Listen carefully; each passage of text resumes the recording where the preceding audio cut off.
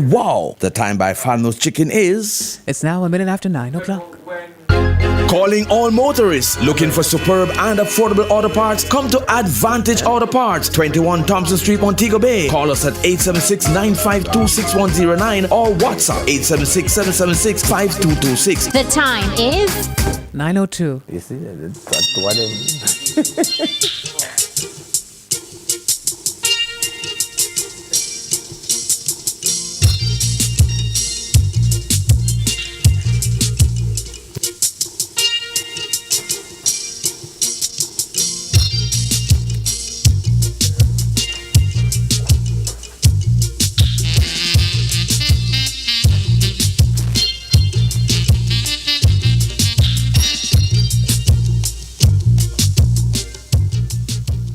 A very pleasant evening to you, sports fans. My name is Robert Williams.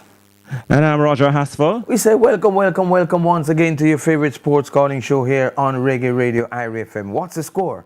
And the show goes up to 9 or 11 o'clock. We're going to be talking about the World Cup this evening, and the World Cup segment in the show is brought to you courtesy, we call it the Playbook.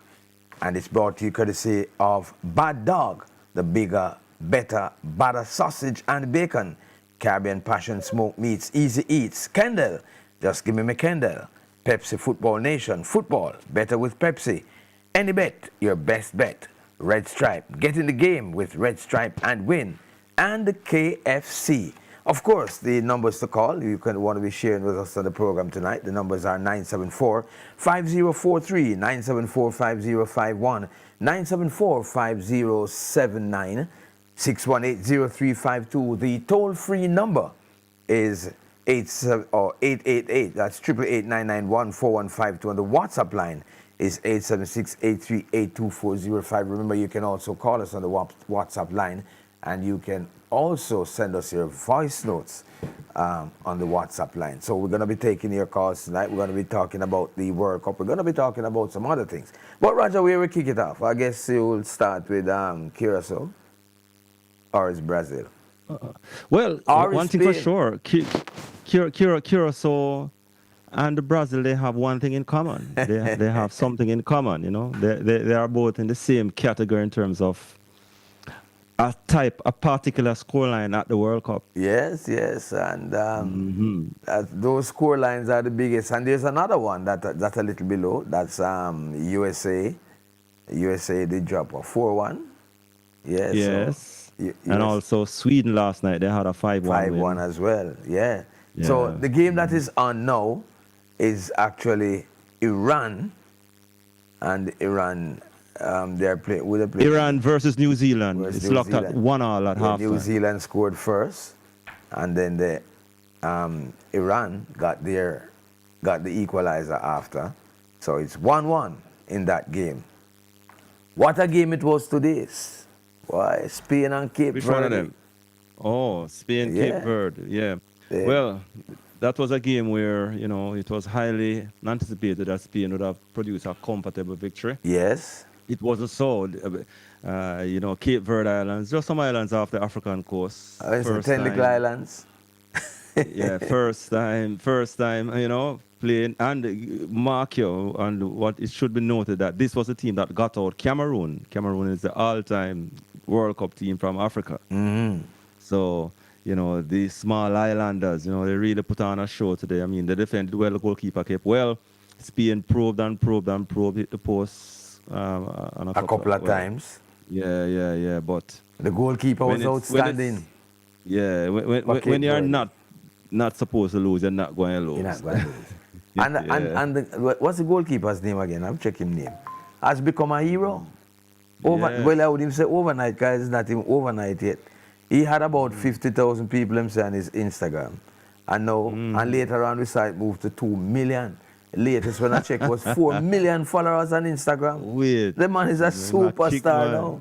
Yeah, man. He might kick. But him keep today, you know, him keep like, man, whoa. He did well. He did well. He did a fine job between the six. I will try to find him name. I will mention him name. And then the guy who scored for Qatar yesterday, to earn them their first points at the World Cup. Man get a nice piece of food too, you know. Yeah, Well, that is Qatar, no? yeah. I go and tell you what I'm getting. We're the second richest country in the world, you know. Yes, man. Well, I don't know what I go on about because of the war now still, but Them same get a $3 million reward and a Rolls Royce. Yeah. What? A Rolls Royce Royce. Phantom worth $550,000. Wow. I want goalie man. What, Jamaican dollars? How can a Jamaican? The man is not talking a Jamaican dollars. Man. They don't know Jamaican language, man. That would have to be US dollars. Yeah? I can't just imagine. $550,000 value, you know, and get $3 million. Score one goal. Qatar got some points, the first ever World Cup points, and played to a Yeah. draw. Yeah. So wow, and you tell me. We have seen some interesting results so far and some expected results Yes, so yes. far. Yeah. So it has been a mixed bag so far in terms of, you know, the results. But the That's, thing about it, that Roger, makes is that the World Cup is up at this stage, up to this point, is more interesting than maybe we'd have anticipated. Well, of course, the World Cup starts. When and the most World Cup people- started, it started. Yeah, Yeah. it starts. I mean, I mean, for me still, you know, my vibe's not up yet because of all the pre-event. Yeah, yeah. happenings. And then my vibe not really up yet. but when maybe you- tomorrow when the big man run out. yeah, you know? maybe. Yeah, And then maybe when that time it will really kick in. You know? yeah, when you look in the stands, especially in the US match, we had 70,000 people. That looked good. There was another Yeah. game yesterday where we had over 68,000 people. That looked good. The one in Miami today never looked so hot though. That was the Yeah. which match played Miami today? That was the Saudi Arabia Uruguay match. Never looked so hot. Yeah. Never looked That so hot in ended- terms of crowd, boy. You know. That ended 1-1. Right. And to a large extent, I was anticipating seeing more of that. But up to this point, it's not looking so bad. So I guess when we get deeper down into the tournament, although they're saying that some of the tickets that were so expensive, they're probably giving them away now under style. Yeah. So, yes. because if it don't look good on TV, it not worth it, you know. Yeah. Yeah. But the football not It bad has so to far either. The football No, not not so at bad. all. I mean, there's mixed reviews regarding the hydration break. I'm not really a fan of it either, but I just think it is. I just they think put it it is. in. They put it in. So I think it just is work with it. in a lot of cases more necessary than not necessary because some of them places they know easy out there, you know, and hot, you know, and you need sometimes they need a little break. Can't depend on the yeah, VAR but break. it can spoil it. You see, Yeah, it's, you have teams who were like, you know, building a momentum and Yeah, but- because of the water break, then the other team come on top. yeah, but You sometimes know, if you we have don't- seen if it. I think which game was it? There was a game where it was the Turkey game. They were all over, and then and after Yeah, the but it's not hydration even break- like the hydration break just come haphazard. It come at a specific Yeah. time. So I mean, Yeah. that would be a part of your game plan. So I don't think there's an excuse. And some players are going like Well- they never know about it. No, I'm not saying that it is not dear and they didn't know. You know, I'm just saying for me personally, I am not really a fan of it. Maybe not yet. You know, but from a health because we have seen perspective, I players, think- we have seen players like Virgil van Dijk come out and say, "Boy, I'm not really a fan of it either." Yeah, but So, but so Maguire it's like he never mixed. know about That's it. why I'm saying it's kind of mixed reviews, isn't it, you know. So, yeah. But I think it's more for the benefit of the players because some of those players are really hot and them really need a break. They might just feel that them don't need it because, you know, them up and running and fit and, you know. But I just think it is, to a large extent, sometimes it's really necessary. And it's better you err on the side of caution, you know. Well, we'll see how it works out. I guess when we get deeper into the tournament, it will just become such a fixture that nobody will ever pay it any mind. And we have seen it happen here. We have hydration break. What I So it's think basically, they should do. basically what is happening now is that the game could be developed into a 4-quarter game. But it's heading in that direction already with the VAR. Yeah, well, look how long sometimes the VAR take to make a decision. Yeah, but schedule 4 quarters, because this is like the first step. Yeah, that's probably where it's going. yeah, man. So we invite you to share with us on the program tonight. We also saw the West Indies taking a series victory in the T20 International Series against Sri Lanka yesterday. Yes. Yeah, for real, you know. Yeah, boy. Yeah. Jason Holder look dangerous. He man, look at time him come down there. My Yeah, goodness. well, he had to. I mean, the West Indies kind of boxed himself in our corner one at a time, and you know, it's a good thing that you know the West Indies have some finishers. They bat him kind of long. Yeah. So by that time, now when they lose a couple of weeks, now he was another one of the finishers then who could do the job, and he actually did. Him and Rutherford, too, you know, because you can't leave out Rutherford. Rutherford, he really played well too. Powell neither, you know. And Powell earlier, well, Powell kind of steadied the ship earlier, you know, in the innings. You know, Man Rutherford go on with a nice job. That kind of steadied the ship, and then, you know, the finishing act. Good performance from Shamar Joseph as well, you know. Yes, he really yes. bowled well at the death. I remember it's the T20 we playing, you know. Yeah. And getting the career best. Him seasonal, so, you know, and this is for your country, or for your primary, your main team, so that's fine, you know. I wonder what's going to happen now in the test matches. Because we have 2 test matches coming up. We lost the 1 days, right? Yeah, well, that was really because the bad weather. Sri Lanka won the first game, one, and then that was it. the 2 of them ran out. The other 2 ran out. So we really need now. So it's a test now. The test match is coming up now. It's Yeah, going man. to be. In both of them in Antigua, actually, Right. starting on July 25. Right, so- June 25. Yeah, so we're looking forward to that. The West Indies Academy team is down there in Sri Lanka too. They're doing them thing. And the West Indies women, they are at the World Cup in England. Won the first Produced a match. surprising result yesterday. It was yesterday? Or the day before? Saturday. It was Saturday. Yeah, Yeah, kind of surprising kinda result, surprising but result based on what nonetheless, was a good happening. one. You know? Yeah, a good result. And I'm not even sure when they play again, but I think it is somewhere down in the week that they'll be playing again. So we're looking forward to them coming up trumps again.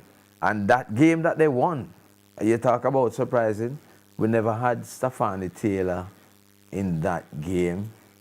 And Chanel Henry Henry either. was also not in that game as well. So I need to know the status of Chanel Henry though, because I heard that she picked up a bad injury. yeah, it was in the warm-up match before that. I'm wondering if she actually twisted her ankle, because she was going for the ball and then we just see her just collapse in a heap, and she had to be taken off the field. So the Cricket West Indies had put out an advisory that they're going to be monitoring her progress, but haven't seen anything since that. I'm not sure if there was anything, if they put out anything and I didn't see it, but they have not heard anything with regards to the progress of her recovery. But looked like she suffered an injury while she was going for that ball. And so she was out of the first match, and so too was Stefani Taylor. Nevertheless, the West Indies delivered the goods and came up with victory over the defending champions at that. That's why it was kind of it was a surprising result, but a good one and an important one, which would no doubt, you know, put them in good stead as they go deeper into the competition. All right, so we're going to head into the break now, and then we're going to be coming back and we're going to be talking with David Price and Richard Henry, our analysts. Hear what I'm saying about the World Cup so far. All right, so let's go to the break and then we come right back. Get your prescriptions filled stress-free at Lismel Pharmacy, conveniently located close to the St. Anne's Bay Hospital and Health Center. We stock most prescription items and take all major health cards. Lismel Pharmacy, Sunset Boulevard Plaza, 43 Main Street, St. Anne's Bay. Telephone 972-2504. Yo, big up him and from him a real father. Fathers are special too. Little Ochi Seafood Restaurant presents their Father's Day special on Father's Day. Come relax, be entertained, and enjoy your favorite seafood done to order. Little Ochi Seafood Restaurant Father's Day special, Alligator Pond, Manchester. Call us 852-6430 to make your order. Come out and make Father's Day a day to remember. When you turn a daddy and the greatest joy.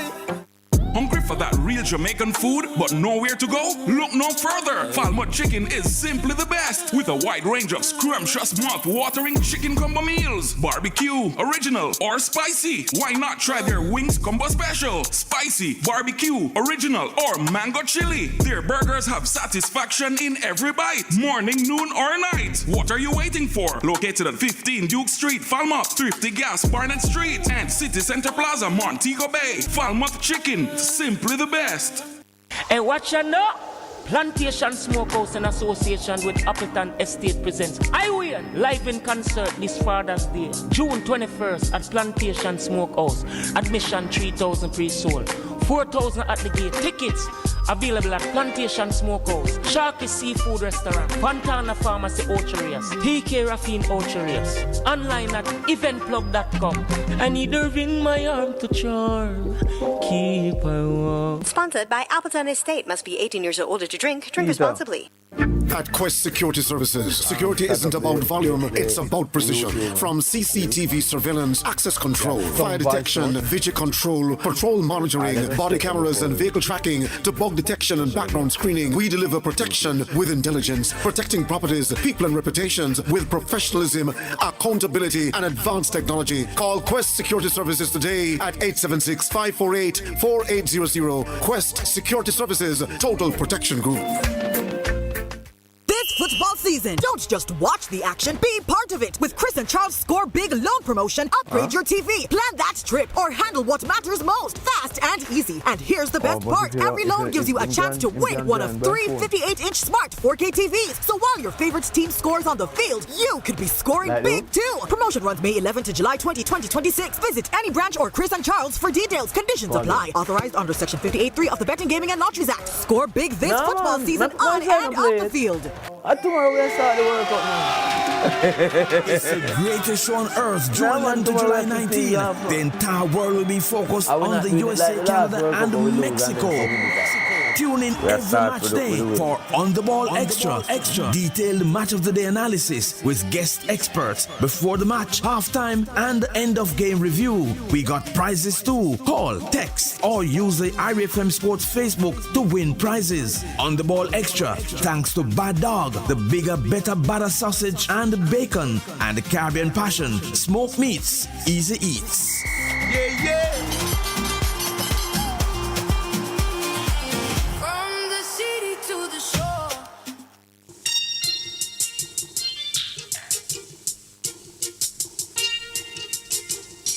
Welcome back to What's the Score here on Reggae Radio, IRFM.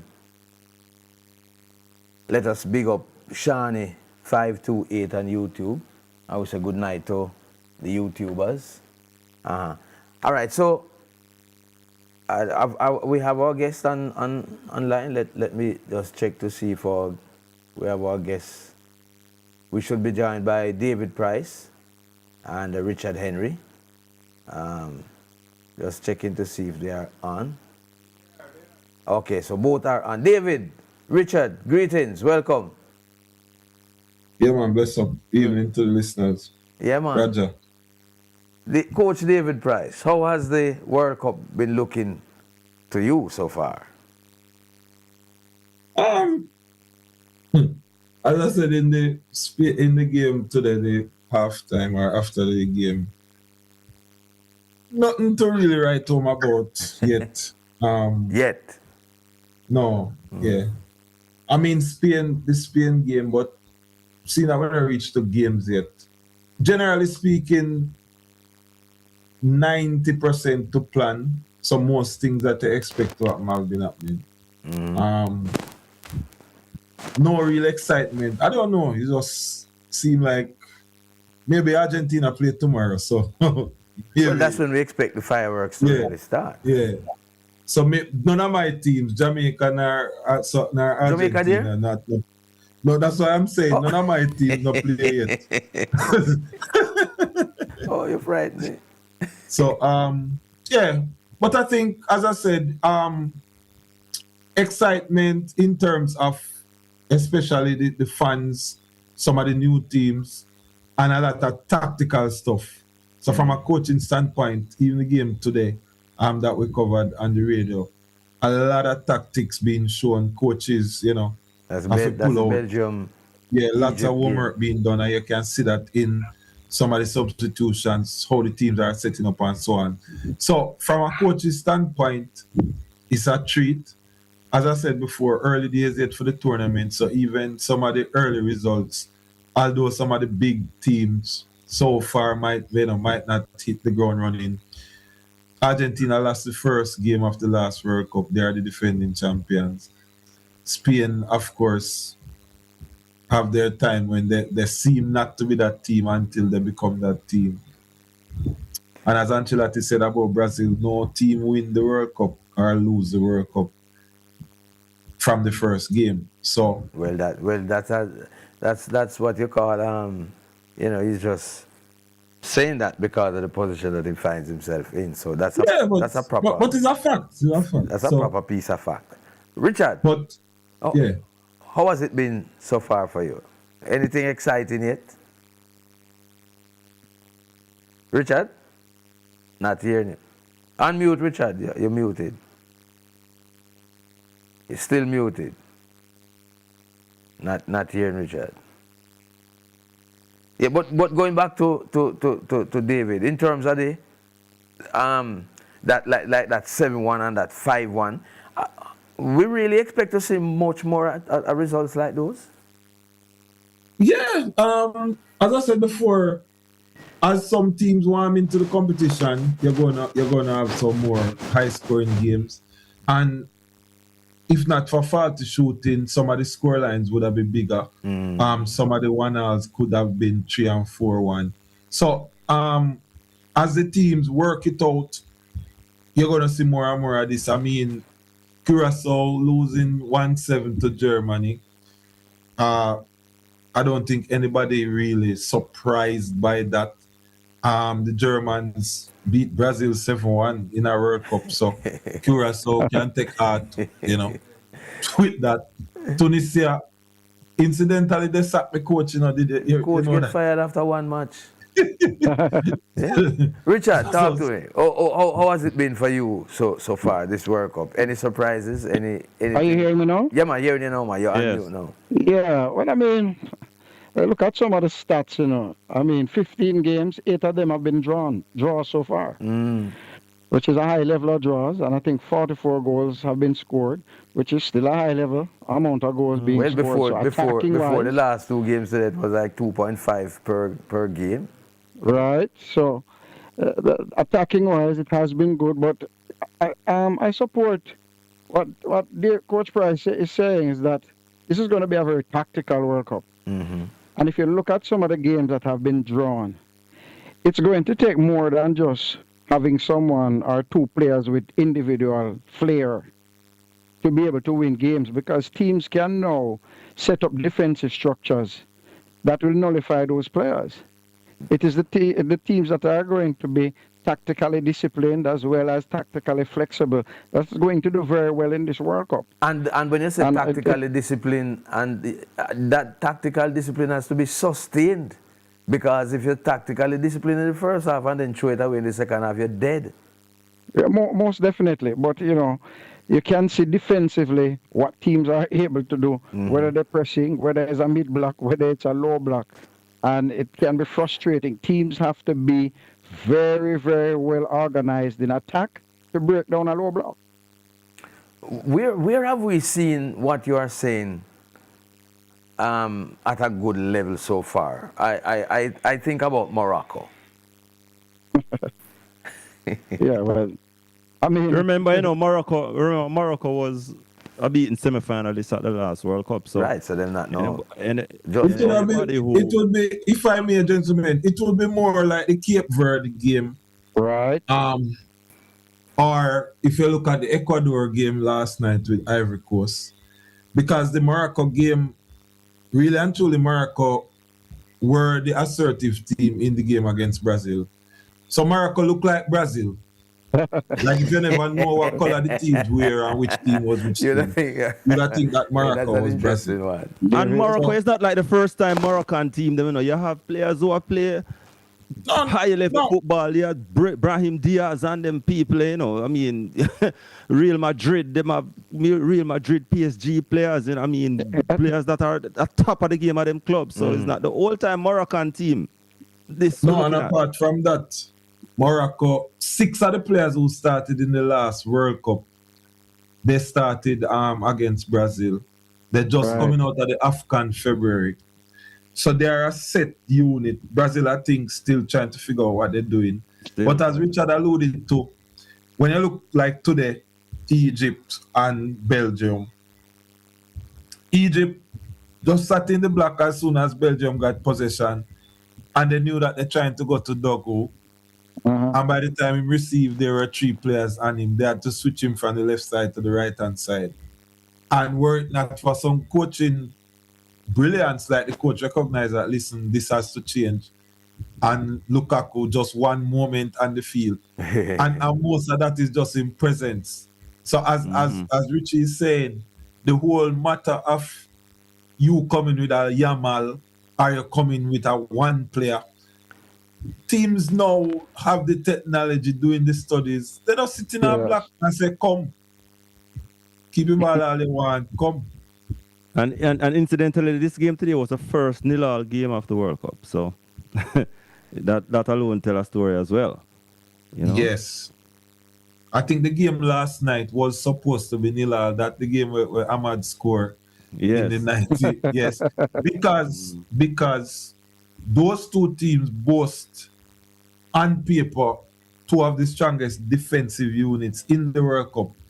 And just because of the clubs they represent, so you're seeing the PSG centre half, when you look at the Ecuador team with Valencia and company, and you go over to the Ivory Coast. So Kalumbe. And then when you look at Nkapie from Arsenal also in the Ecuador squad. So they were looking at these teams. It played out to the plan in terms of nil-all right up to that moment. And that group going to be a tough group. That group it's going to be definitely. Yeah. Because the Ivory Coast is not a joke team either this time around. You know, we're talking about 20 players on that team who play at the highest level in Europe. You understand? Yeah. And a result like that last night with the Manchester Youth who scored neat goal to make sure we put that out there. You know? And based on what we have on paper for the Ivory Coast, it makes him one of the dark horses on paper. What? And then and I don't think they're better than Morocco, so the African teams. Yeah. But after we go around again, I'd make an observation, read the Africans, but when Richard and so on come back in. All right, let us run to the break first. We have a break, so let us run to the break and come right back. We'll go to the break. Western Jamaica, when you're looking for quality, reliable, and affordable auto parts for your BMW, Honda, Toyota, Nissan, Suzuki, and Mitsubishi, your destination is Reliance Auto Parts and Accessories, 22 Bedford Street, South and Lamar, Westmoreland. The time by Reliance Auto Parts and Accessories is exactly 9:30. Shots Productions presents Color Network, Mr. High Frequency's new single, I Am Cosmic Energy. I am cosmic energy, I fly so I am the frequency, the cosmic energy. Available now on Spotify, Apple Music, and YouTube. I Am Cosmic Energy, streaming today. I am the frequency, the cosmic energy. Hungry for that real Jamaican food, but nowhere to go? Look no further. Falmouth Chicken is simply the best, with a wide range of scrumptious, mouth-watering chicken combo meals. Barbecue, original, or spicy. Why not try their wings combo special? Spicy, barbecue, original, or mango chili. Their burgers have satisfaction in every bite, morning, noon, or night. What are you waiting for? Located at 15 Duke Street, Falmouth, Thrifty Gas, Barnett Street, and City Center Plaza, Montego Bay. Falmouth Chicken, simply the best. Morant Bay. Looking for fast, reliable service? Then come to Ricky's Wireless and more. We sell, trade, repair, and unlock all mobile phones. Need car keys cut or programmed? We've got you covered. We also provide professional car diagnostics for BMW, Benz, and most high-end and everyday vehicles. Shop 100% authentic fragrances and quality skincare products. Plus, buy cash pot and top up your GTC Smart Fare card here. Visit us at Shop 14A Walker Plaza, 1 Warford, Morant Bay, St. Thomas. Call 876-509-4040. It's the greatest show on earth, June 11 to July 19. The entire world will be focused on the USA, Canada, and Mexico. Tune in every match day for On the Ball Extra. Detailed match of the day analysis with guest experts before the match, halftime, and end of game review. We got prizes too. Call, text, or use the IRFM Sports Facebook to win prizes. On the Ball Extra, thanks to Bad Dog, the bigger, better, badder sausage and bacon, and the Caribbean Passion, smoked meats, easy eats. Yeah, yeah.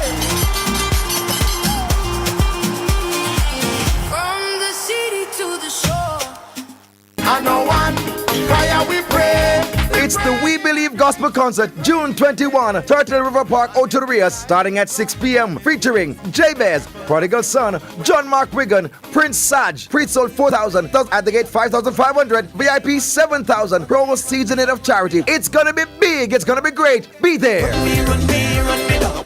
Spain Town Soaking Wet, the ultimate water party. A night in neon, paint and lights edition cooler festival. Happening on Sunday, June 21, 2026 at the Don P Complex, 51 Jobs Lane, Spanish Town. Pre-sold tickets 3,000. Music by DJ Banker, Wayne Ed, Juna Killer, and Fire Biggs with a live performance from Skeng. For more information, follow on Instagram at Spain Town Soaking Wet.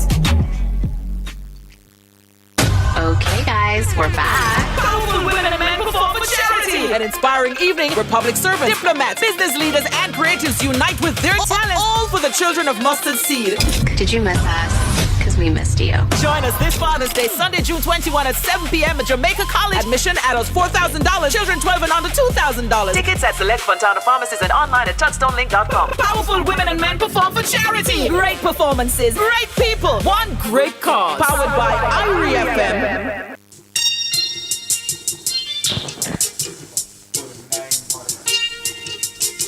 Welcome back to What's the Score here on Reggae Radio IRFM. We're going to be playing some voice notes. I think we have about 2 voice notes there. So let us go to the voice notes. Just before the voice notes, there's a truly entertaining game currently underway between Iran and New Zealand. It's now 2-2. It's now 2-2.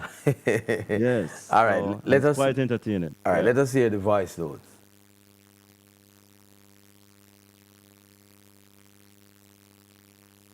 Voice notes coming.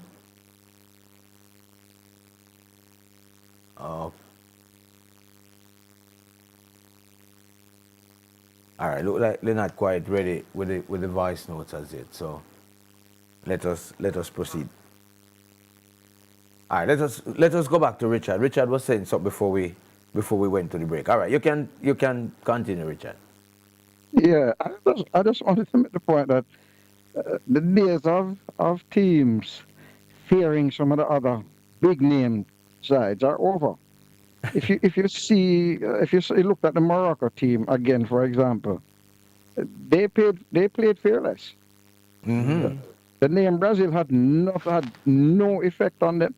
And when you have a team like that who is confident in their game model, the game plan, how they're set up, what they can do as a team, those teams that play without fear are going to be very dangerous in this competition because they're not going to break down. It's going to take a lot for you to break them down. You know, they are really believing in the fact that they're at the World Cup and they have an equal chance as anyone to win, and they're going to play that way. Yeah, because the first time belief of going there just to make up numbers, some of these African teams, you can't tell them that again. Those days are behind us now, because, I mean, when you talk about all a team like Senegal, you know, we're talking about Ivory Coast, Morocco, you know, these teams are entering the World Cup with highly professional players who are at the top of their game in their respective teams in Europe, you know. And based on what we are seeing, fearless so far from these teams.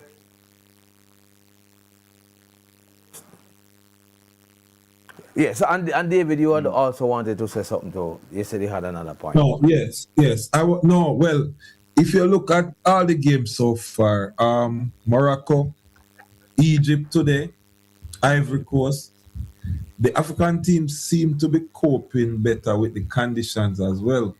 Yeah. So what you find is that the quality, even in terms of them physicality, at the end of the games, they are running for 95 minutes, 100 minutes. While some of these European teams like the Vinnies and the De Bruynes of this world, they look tired. And I noticed that in all of the games so far, that the African teams seem to be more physically prepared, are in a better physical shape than the Europeans, because most of the games is really have been Africans versus Europeans. And I don't know if this will be the story of the tournament, but you know, it's hot up there. Some of the hydration breaks warranted, but the hydration breaks in every game, even at the middle of the night. But I think that fitness is playing a role. And if you look at even some key players, it said that Barcelona has told Spain they have to rotate Lamal with minutes. Salah came out early out of the game. Yes. So they're managing, because a 48 team World Cup, an extra round is in the World Cup. A lot of football to be played. And that is why, as much as the teams can conserve, although some of the results might look undesirable, they have to look ahead. Because if you give everything here, and when you reach to the real meat of the matter and burn out. So, and also remember that some third place teams will be going through to the next round too. Yes, man. So it's like there's no real need to panic, because in most cases, or generally speaking, you can advance even if you're not doing as well as you want to. It's just who you will be paired with when you go to the next stage. But this is the World Cup. You have to be ready to beat anybody. And, you know, as Richard mentioned, that fear factor no longer exists, because all of these players play together. All of these players, in some way, shape, or form, are either in the same team or playing the same tournaments. So what I find is that familiarity now diminishes that need to have that extra respect for you, because I mean, we play every day. We beat you sometimes you beat me. So there's no need for this sort of over respect of anybody. And if a team manages to come through the cracks, and by cracks I mean just get the right draw, like the big team, I could nullify them. It's come like the NBA finals. OKC get knocked out by the Spurs, so Knicks going to win. Stuff like that. So if these things happen, you might just find some teams getting in the right slot and just win easily because of what happened before them. And when you look at, tempted to think say Africa will do very well, but an African team never win the World Cup yet, and I don't think it's this year. And when you look at the groups like Group H with the Saudis and Spain and so on, and you look at Group G with Iran and New Zealand, Belgium and Egypt, if they remain, that 2-2 score remain, it means that all four teams in that group are on 1 point with the first round of match is complete. The same thing in Group H. This means that those groups are wide open. Wide open. Nobody have no advantage. The same thing is happening in Group B as well. The one with Switzerland, Canada, and Qatar. It's just the group. USA group have 2 winners. USA group have 2 winners, so Australia and US out. But again, lots of games to play. Right now, we can't even keep track of the games. Lots of games to play. Yeah, because remember, you know, up to Thursday. I think it's up to Thursday before all the teams will be played. All teams, Yeah, Exactly. So we still not see Portugal. We're still waiting to see, you know, Argentina, France. You know, even that France-Senegal game, you know. France-Senegal game, then not going to be a normal game. No, man, Not tough gonna- game. Yeah, because remember this is also a repeat of the 2002 Tough opener game. between the teams. Yeah. You know, it's not But gonna be another easy thing for though, France at all. Another consolation for the Brazilian fans, because Brazilian fans come like Man U fans.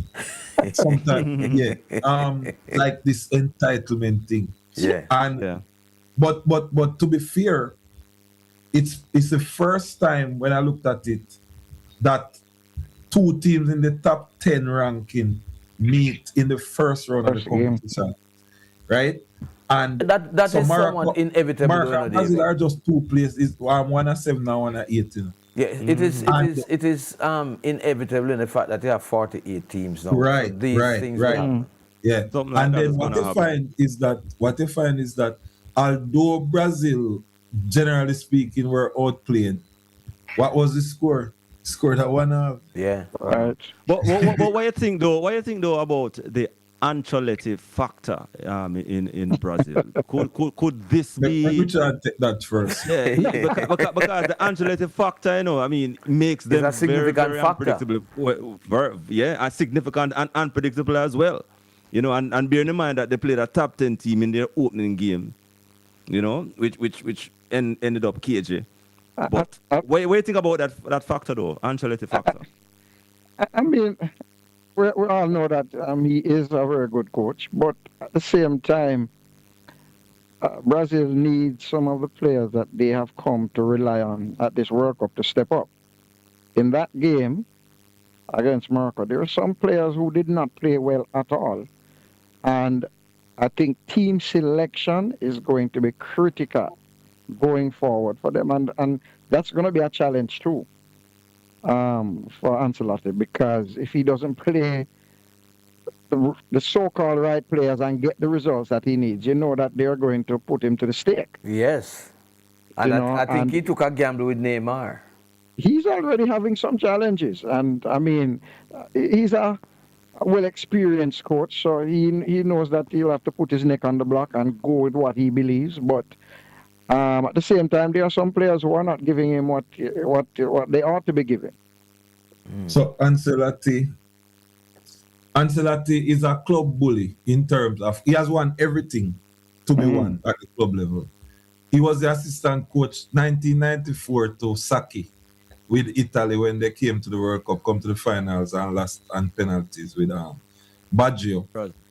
But his style, and that's why he does well with big name players, is not really, he allows them to play. If you talk to him, he doesn't necessarily build system around players per se. He allows the players to go out and play and put them where they need to go. The Neymar selection was like Walter Boyd and René Simoes. Yes, true. That is one that shows you that he have made an embody in terms of, we here look at Neymar because we only watch the pure football, but Neymar is like a god in Brazil. So if you looked at the reaction of the Brazilians on a whole, just to hear his name called in the squad, so he knew that's the political side of it. Whether Neymar play or not, him earn himself, 2 more years with the Brazilians because he's putting them out there. Richard said the key thing: you can't have an all English-based midfield in the middle of Brazil. Casemiro, Bruno Guimaraes, and Paqueta. That is midfield is going nowhere. Why, David? You're harsh. Then, what you say, Robert? You're harsh, man. No, man, they're not facts, man. They don't see it, man. They don't see it.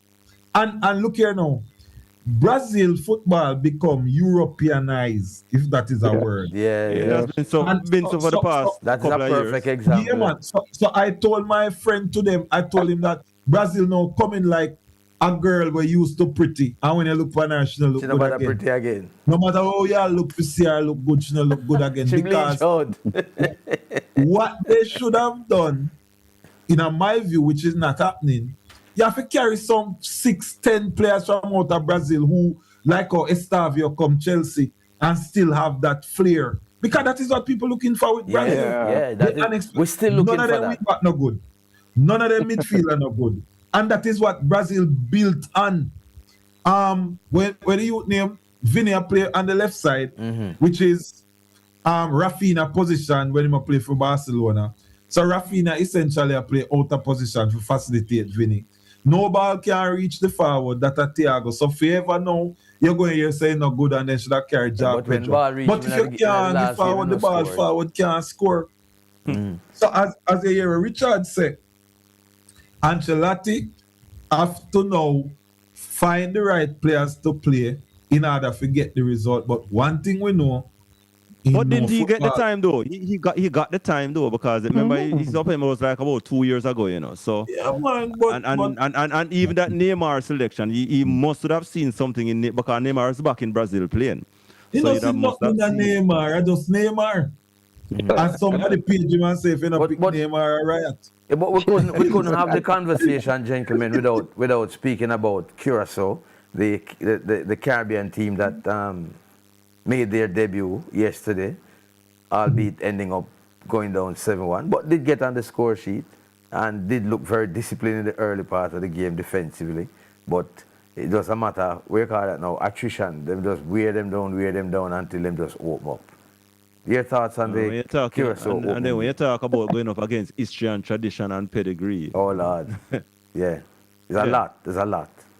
Richard? Well, it's the smallest country to qualify for the World Cup population-wise. They beat Jamaica to qualify automatically.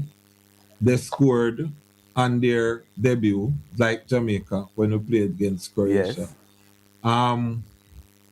Who next? Ivory Coast and Ecuador. Cape Verde. We still expect them to do, you know, Germany might have been the toughest opponent. I don't think them all concede so many goals. Right. But it's just a good showing. And what I was happy about is that the goal that they scored mattered in the context of the game, so that the celebration from the fans, because it's an equalizer. It's not like they were down 7-0 and then scored. And they get a consolation. Right. So that was significant in terms of us getting that sort of pulse and passion and enjoyment and excitement. And we're happy for them. I mean, some people look at it now and say maybe Jamaica really at the right place right now based on what is today. But I told somebody that would have get 11 million US. Jamaica wouldn't get 7-1 though. Why, Robert? We don't know, you know. I think so. Because Curacao better than Jamaica. Really, David, with Curacao, and what I would personally give them credit for, a lot of teams could go there and decide, listen, we score, we're going to sit in our block. Yeah. They never did that. They tried to play. They tried to enjoy the game, and that's why the game was sort of blown wide open, because then you play in Germany in an open game. But was that a mistake though? Why it wouldn't better for them go for damage control?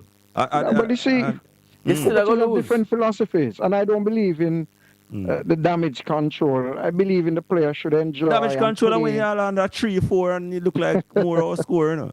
Yeah, but here what Richard has said, though, Roger, one of the things, and this is how we have to understand. You see, teams like Spain, Brazil now, well, I'm not say England yet with Tuchel, so maybe not England, but definitely Spain, Brazil, those teams, you can sit in a low block all day and then can break you down because them play one way. Germany too dynamic for that. It no matter what kind of block Curacao they sit in, Germany don't get better. And this is one of the important things that we have to understand about some of these teams. Not all these teams, Belgium are one of them as well. Not all these teams are like Germany, who dynamic enough to no matter what you put at them, if them better than you with the quality, they will penetrate.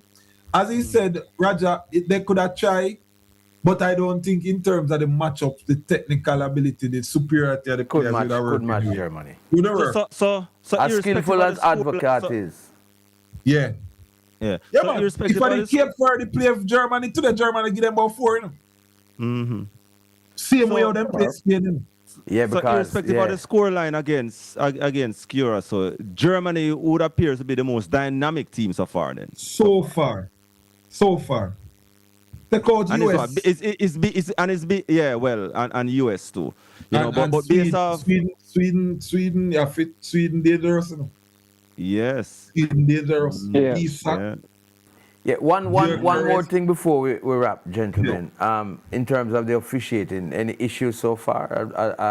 I heard comments about African team at a disadvantage with the referee. Haiti. I hear you were saying Haiti, right? Haiti. Haiti get squeezed. But I think the refs officiating like them doing an exam. No ref don't want to make no mistake. You can't afford to make a mistake. I think that is what I see the most.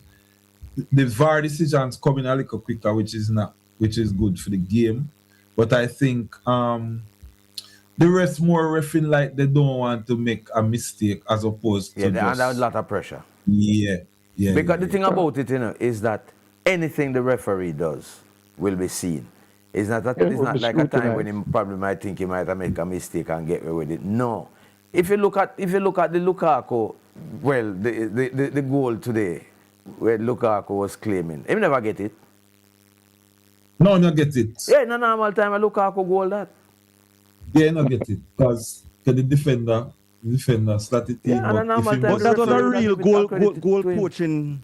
Yeah, man. Then if he wasn't there, couldn't score. And present cards at the goal, you know, present.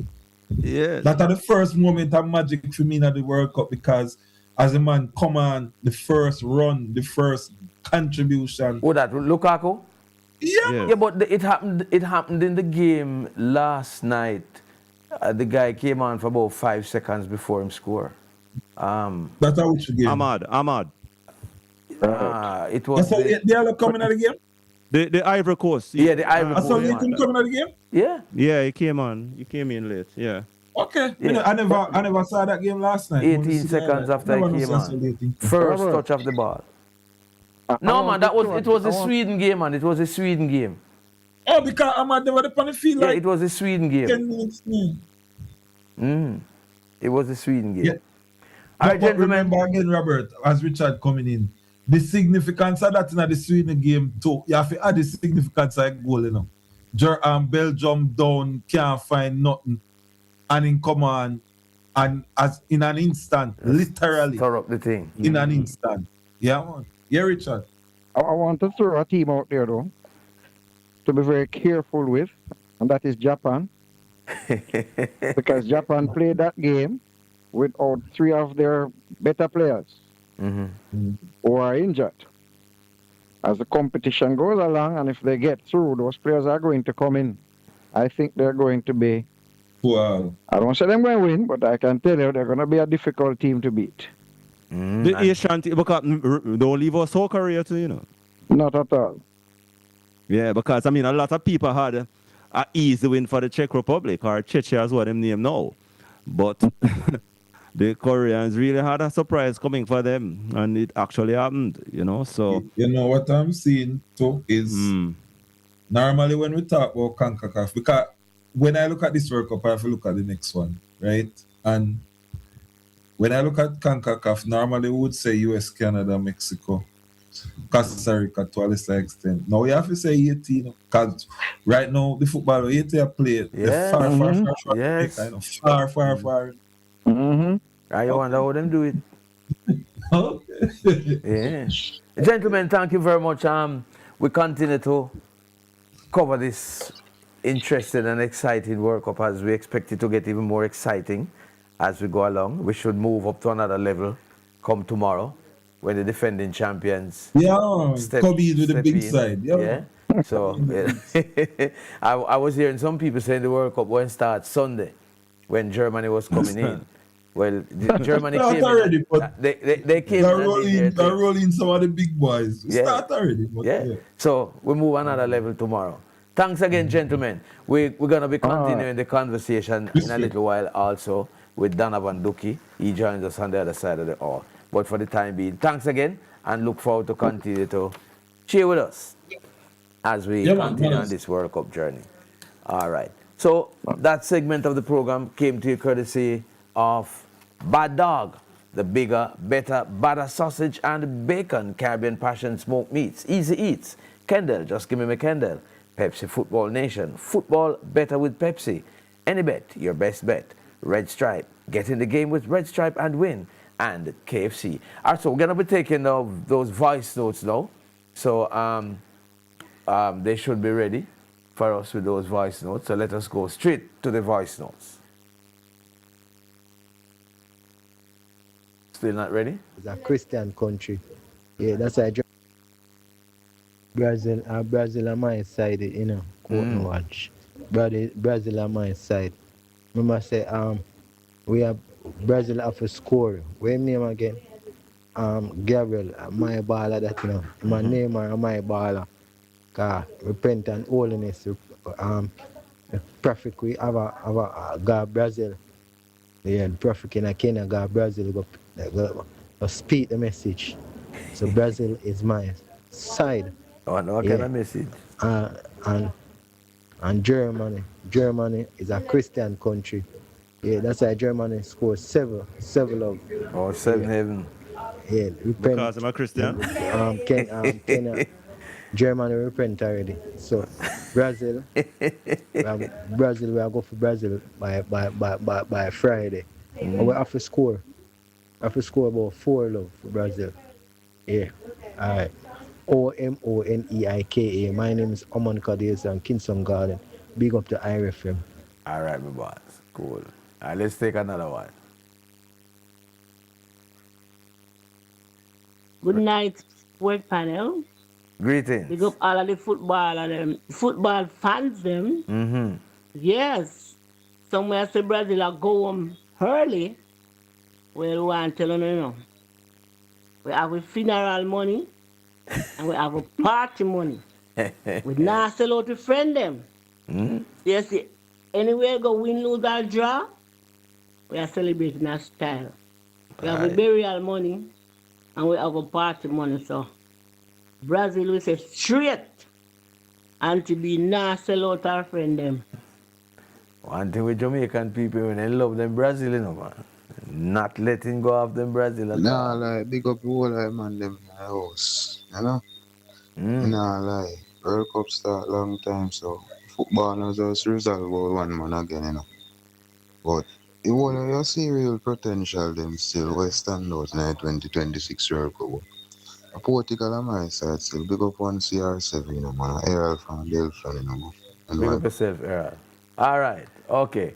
All right, we take more of your voice notes as we go along. But now we've been joined by the president of the Jamaica Olympic Association, Mr. Christopher Samoda. And we're going to be talking about Olympic Day. Olympic Day come back around quickly. So I think it's sometime next week. Mr. Samoda, good evening, and how are you, sir? Good evening, Robert. Good evening, Roger. I'm fine, and I trust that you are well too. And are we talking to you in Jamaica? Because you're a man who maybe on a different continent. You more spend a lot of time on other continents. I am on the rock, Robert. Good to have you on the rock. Welcome back. Thank you so much. All right, so Olympic Day.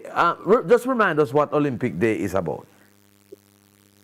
It's on June 23, and it is celebrated worldwide by national Olympic committees in the respective member countries of the Olympic movement. And it is all about celebrating those values and principles of the Olympic movement and ensuring that we communicate the message very clearly to stakeholders and also globally. So on June 23, it is going to be celebrated in Jamaica. We are going to be having an event at Emancipation Park where we're going to have demonstrations by various sports. And we're hoping that the public will turn out, not only participate, but also learn about the Olympic movement and to ensure that at any point in time, that you feel that you can represent your country in any sport, that you come forward. So it's all about inclusiveness. It's all about making sure that the Jamaican public understand what we stand for and the role and function of the Olympic Association. Because a lot of Jamaicans, when they hear about the Olympics, the first thing that comes to mind is track and field, which, we know for obvious reasons. But you going out there now, you say at the Emancipation Park on that day with other sports, showcasing what they do. Tell us about the importance of that. It's critical because we feel that we must give our young people and not so young every opportunity. And certainly we want to give them a wide menu of sport in the Olympic movement. It's critical because, one, there are not many persons who will be able to master the art and science of football or cricket or track and field. But we have good fencers, we have good judo players, we have good persons participating in taekwondo and various sports. We have 56 member associations, some of which are not Olympic sports, but we understand the value and the importance of making available as many sports to our young people so that they can self-actualize locally and also on the international stage. And of course, as you mentioned, the number of sports, you have opened up the gateway, and we have a larger number of sports involvement now as compared to earlier days. Absolutely. Just remind us of some of those additional sports now that are part of the Olympic Association in Jamaica. No, certainly. For instance, when I became president, Robert and Roger, there were 36 members of the Jamaica Olympic Association. We now have 56 members. Oh, Lord. So that indicates, and we feel that we have a duty and obligation, once there's an infrastructure for a sport in Jamaica, that we should admit them and assist them in developing that sport and opening it up to persons who would wish to pursue it competitively as well as recreationally. We are known as the Print Factory. It is now time that we demonstrate that we are a place for sporting progress across the spectrum of sport. And this is one of the main objectives of the Jamaica Olympic Association. It must be an expensive venture for the Olympic Association to be, underwriting 56 sports. Talk to us about that, Mr. Samuda. But thank God, gentlemen, we have been able to have a very strong economy. Our financial performance over the years has been very good. And what we ensure is that we don't put our eggs in one basket. We get our funding from the Olympic Association globally, IOC. But we have, in the last 6 or 7 years, been able to diversify our revenue streams to the extent that our dependency on funds coming from the IOC becomes less and less each year. Okay. So we have been able to establish a business model that is serving our member associations pretty well. And we have also encouraged them to become self-sufficient, and we are helping them in that respect. Okay. And of course, last week you had was the Solidarity, where you handed over Olympic scholarships to some of your to some of your aspiring Olympians. I mean, just talk to me about that kind of importance in terms of getting scholarships for these athletes who are representing Jamaica. Well, we have what we call the Olympic Solidarity Scholarships, which is backed by the IOC. But since my presidency, we have introduced what we call GOA scholarships. And our scholarships, in fact, exceed the IOC scholarships now. And it's important because we understand it is not just simply academic, but we have introduced scholarships that are aimed essentially in helping athletes in their day-to-day expenses. So we feel that is important because, as you know, Roger and Robert, a lot of our athletes do not have it on a day-to-day basis. And so what we try to do is to alleviate that expense so that they can concentrate on their art and ensure that they perform well. So the scholarships that we gave out recently, designed for that, all right? Not academic scholarships, but is to assist them in their day-to-day training, their day-to-day expenses, and also to ensure that they are able to go to competitions overseas. Very essential, because you have to be competition ready, and you do so by entering and participating in as many competitions as you can. to sort of help, assistance on a day-to-day basis. And we are grateful that we are able to do that in the interest of our athletes. And we notice that this is not limited to one or two sports. It's No, not it at goes all. across the board. Not at all. We had swimming represented, we had surfing represented, we have had badminton, we have had taekwondo, we have had judo.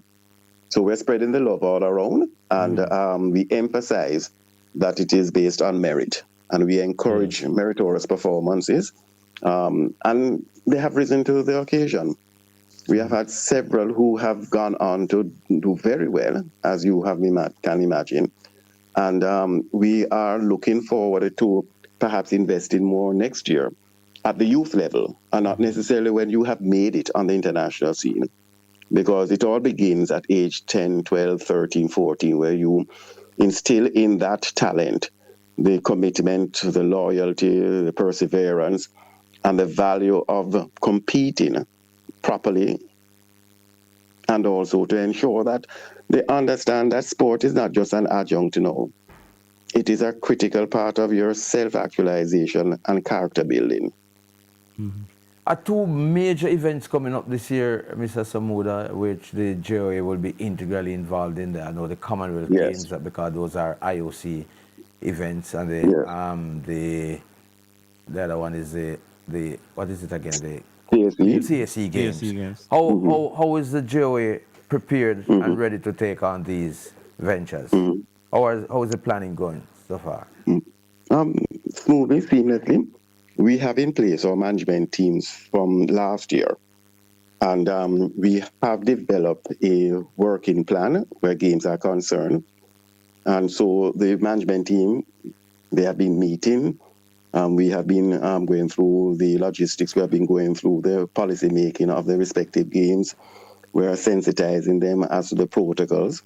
So it's going very well. The CAC team is going to be the largest team ever in the history of Jamaica, over 200. Wow. So you can imagine we have to now ensure that our management teams have the necessary competences and expertise in order to deal with that. Definitely. And over the years, we have been satisfied. There's a blueprint, and we are following that blueprint. And certainly towards the end of the year, gentlemen, we're going to also have the youth games. It won't be a very large team. It's in November. It's going to be in Dakar, Senegal. So we have 3 games. But our management teams have always been in place from ever since. And so we're just looking to ensure that we dot the I's and cross the T's now.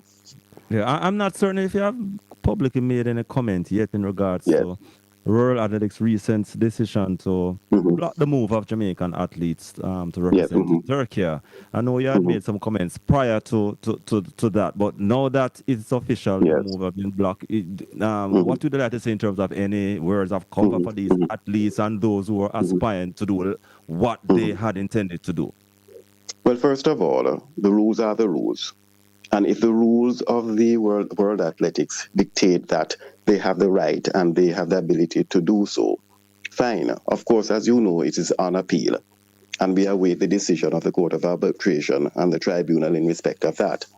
But certainly, I've always maintained, gentlemen, and I've made comments publicly and otherwise, not only here but also overseas, that our athletes are not architects of war, so they should never be casualties. And we have to understand that it is their job, it is their vocation, this is their career.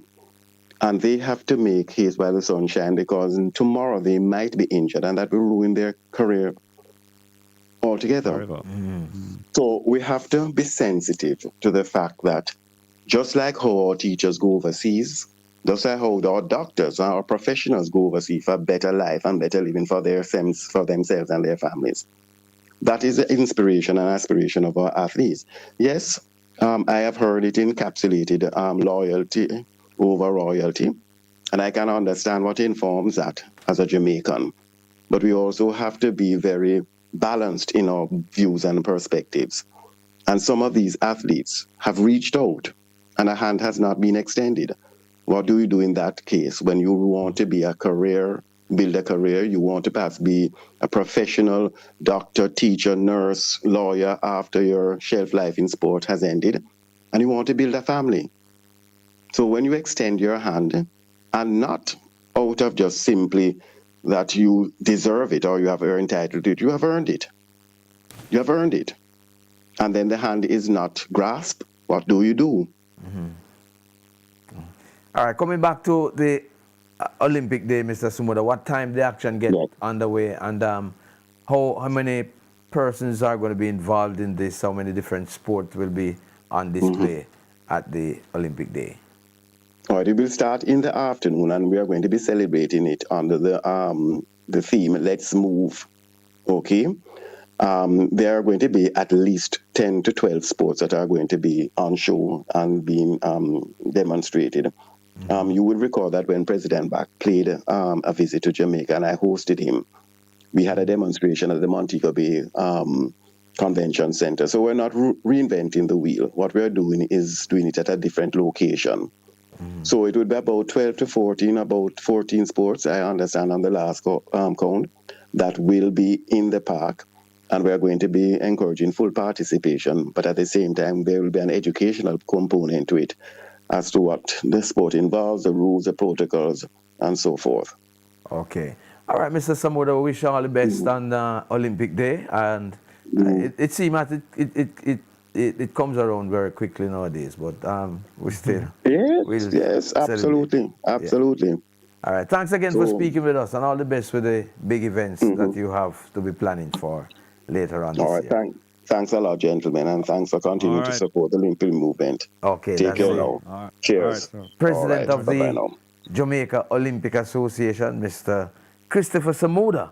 All right, we're getting ready to take your calls, and I know you want to talk to us about the World Cup, but we're going to be having the National Junior and Senior Championships this week, later on this week. So we have the J3's executive, Mr. Ludlow Watt, to talk to us about what has been planned or what is in place for the National Championships this weekend. Mr. Watt, good evening, sir. Evening, Jamaica. How are you, sir? Good. Maybe not as good as you, but I'm good by my standard. Well, good is relative. Yeah. Yes, sir. But you are making big plans for the National Championship, so you should be in your aki, because this is when you find the top form. First thing I want to ask about, there's some words going around, but that a number of top athletes will not be around for the National Championships. Can you shed some light on who these athletes are? No, I cannot speak to that in terms of top. I don't know. I don't think that there's as many as you probably would be thinking. But of course, tomorrow we are doing our final appraisal, assessment, everything.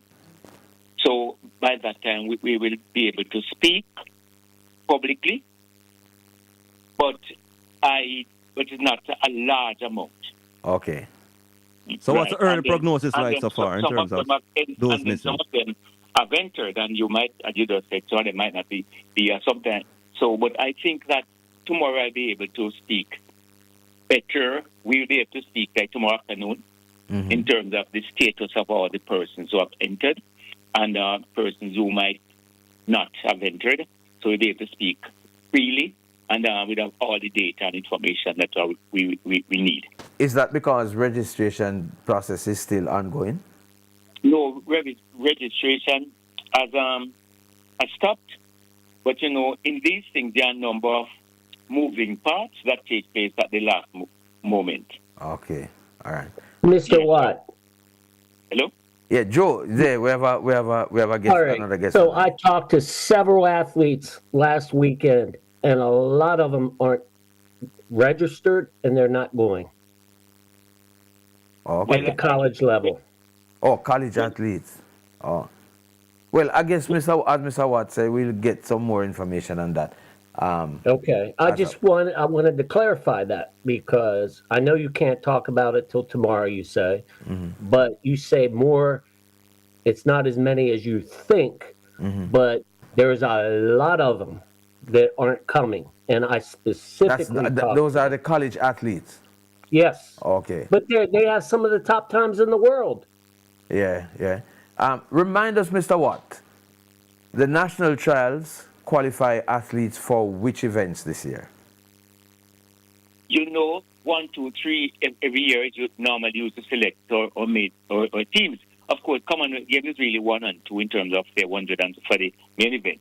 But then we have CHC Games, we have World, the Ultimate Championship, that's World Juniors, and of course, persons who with a good performance can be used to get placed on the Ultimate Games, which will be used in September. So there's a lot for people to look forward to. And there's also juniors, not like under 18 and under 23. So we have a lot of competitions, no world championships, no Olympics, but we still have a lot of good competitions. All right, hold it right there, Mr. Watt. We run to a break quickly and come right back. Let's go to the break and then we come back and continue the conversation with Mr. Ludlow Watt. Ray nephew, feel with culture.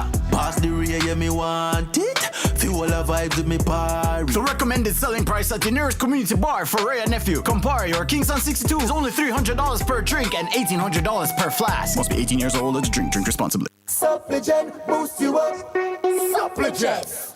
When me dip on the move, me not no time to stop. Suppligent, I'm a food and nothing can not the box. Suppligent, vibes and energy and real. Suppligent, boost you up. Suppligent, keep your fridge stock. It boost your energy, keep you on track. Suppligent, for health and strength and daily food. Suppligent, they on top. Suppligent, vibes and energy and real.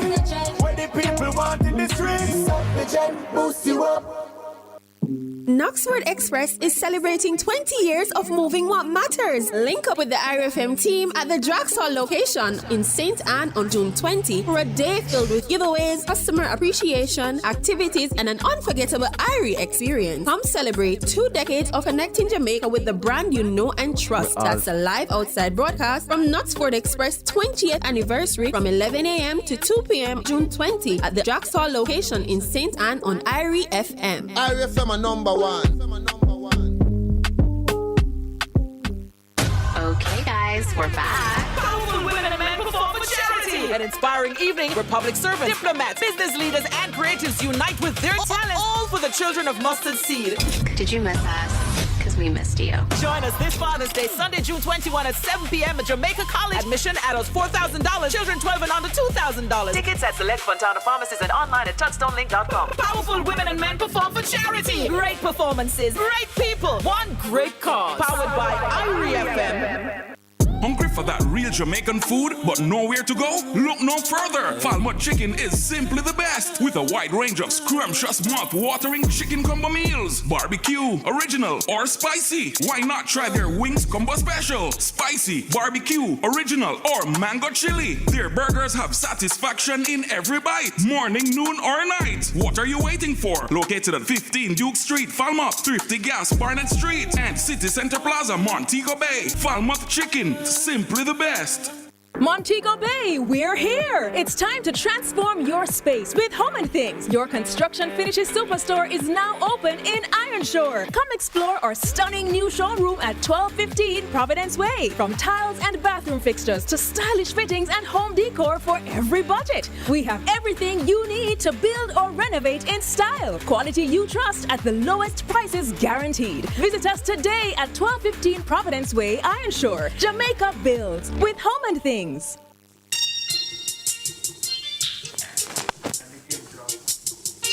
Welcome back to What's the Score here on Reggae Radio IRE FM. We have the, I think Mr. Watt is the treasurer, no? The chairman of the organizing committee. And the chair of the organizing committee for the national trials, Mr. Ludlow Watt. Mr. Watt, in terms of how the planning is going for the national championships, what can you tell us about the times, the events, and all that? Schedule. Okay. Thursday, June 18 to Sunday, June 21. That's 4 days of competition. The events, okay, on Thursday, we start at 9 a.m. and we end at 7 p.m. But there's a break at 11 and the afternoon period resumes at 1 p.m. Okay. Friday, start at 9:30 a.m. and we finish at 9 p.m. Saturday, 9:48 a.m., finish at 7 p.m. And on Sunday, 10 a.m., break for 1 hour, we start back at 3:50 p.m. On each day, there will be a number of events. On the day one, preliminary events will be the most. Most events will be preliminary. So we'll have heats in the 100 meters, 400 meter hurdle juniors heats. Then we'll have finals in the women long jump. And we close the day with the 400 meter men and women preliminaries. But there will be 29 events on that day. 400? Oh, overall. Okay. 400, the preliminary. Okay. Men and women, right. Preliminaries, men and women, the seniors. And then on Friday, June 19, there will be 29 finals. And there will be 6 semifinals. So we'll have finals in all the 100 meters, men, women, and juniors. On Friday. Right. Finals in all 100 meters, semifinals and finals, men, women, juniors. And the 100 meter, the day will end at 9 p.m. with the 100 meter men final. What is the entry numbers like for the 100 meters? Because I usually carry a lot of entries. I cannot tell you at the moment because we're actually screening, but we would have enough. What happens, remember what we normally do, we normally have a preliminary in the first time in the Thursday morning. And we take 8 to do with all the top 8, to do with all 24 that we take it to 32. So we'll end up with 32 going in on the Thursday evening. And then we take from that the semifinals and the finals. You got me? Yes. Hello? Yeah, man, we got you. Yes. Yeah. Got you, yes. So on Friday, we end 9 p.m. with the 100 meter men's final. Before that, would have had, just prior to that, would be the women 100 meters. And so on that day, so we said on that day, we'd have 29 events, and we'll have 29 finals, roughly.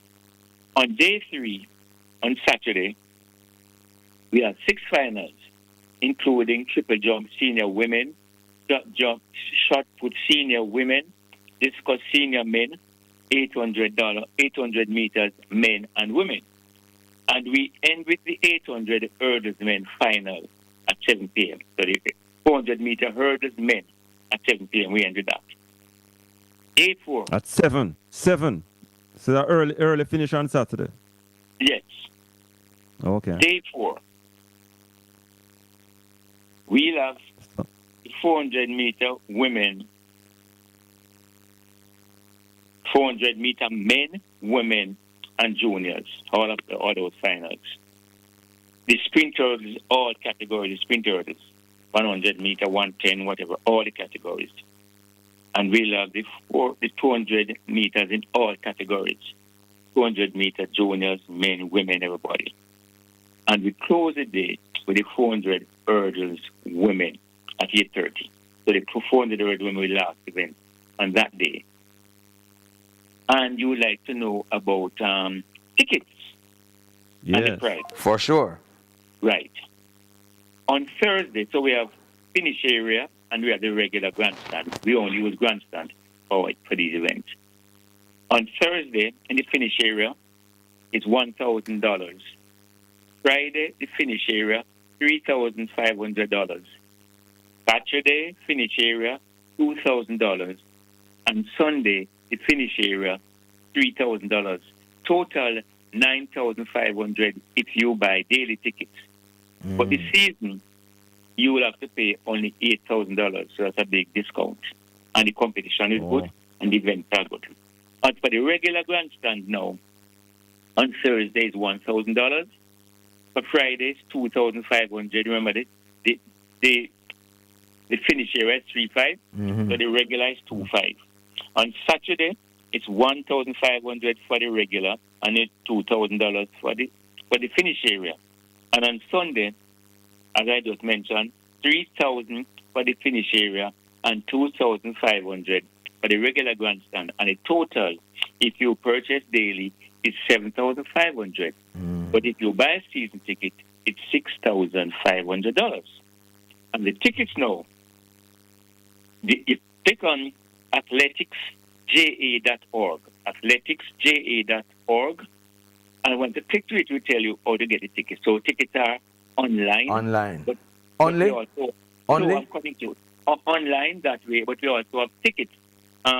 Printed tickets at Pegasus, and it started 9 o'clock this morning, and it will go through and finish at 6 each evening, and it will go through. But Sunday we won't have any at Pegasus. Everything will move to the stadium ticket office. Okay. And for the stadium ticket office, we start tomorrow morning at 9 o'clock, and we finish at 6:30 every evening up to Sunday. So that's where you'll have your tickets from. So, and the tickets, as I just showed Remind us of the handle for the ticket, the online ticket. Athletics, ATHLETICSJA.org. Okay. And that's when you'll be able to pick up that. And I would say to you, you would have known that we have 11 ladies running on under 11 seconds. Under 11 seconds. And the old world is talking about that. And so after this interview tonight, I know that you will help us to fill the grandstand area. Right. And, we won't be having any starting problems this time, Mr. What?